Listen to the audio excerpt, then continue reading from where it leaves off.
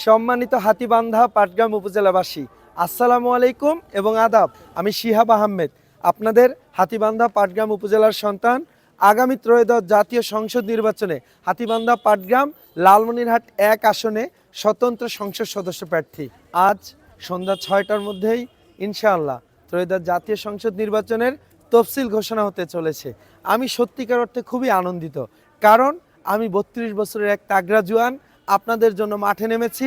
হাতীবান্ধা পাটগ্রাম উপজেলার ৫ লক্ষাধিক জনগণের জন্য মাঠে নেমেছি। তাই আগামী ত্রয়োদশ জাতীয় সংসদ নির্বাচনের এই তফসিল ঘোষণাকে কেন্দ্র করে আমি আজকে আনন্দিত এবং আপনাদেরকেও একটি সুখবর দিতে চাই। আমি বলেছিলাম হাতীবান্ধা পাটগ্রাম উপজেলার ২০টা ইউনিয়ন, একটি পৌরসভায় একটি করে ৫৫ ইঞ্চির স্মার্ট টিভি লাগানো হবে এবং জনগণের জন্য বরাদ্দকৃত প্রতিটি টাকার হিসাব জনগণের জন্য উন্মুক্ত করা হবে ইনশাআল্লাহ। আপনাদের কথা দিচ্ছি, এই প্রতিশ্রুতিও নির্বাচনের আগেই আমি বাস্তবায়ন করব।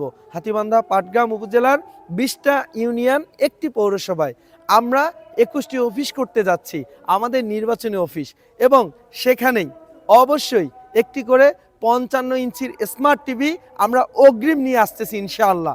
আমরা যেদিন নির্বাচিত হব, হাতীবান্ধা পাটগ্রাম উপজেলার ২০টা ইউনিয়ন, একটি পৌরসভার সবথেকে যে বড় বাজারটা রয়েছে, আমাদের ওই নির্বাচনী অফিস থেকে এই স্মার্ট টিভিগুলো এনে আমরা ওই ইউনিয়ন পরিষদ এবং পৌরসভায় উন্মুক্ত করে দেব।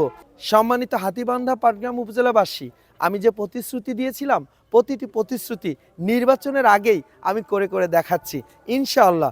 নির্বাচনের পরেও সকল প্রতিশ্রুতি আমরা বাস্তবায়ন করব ইনশাআল্লাহ।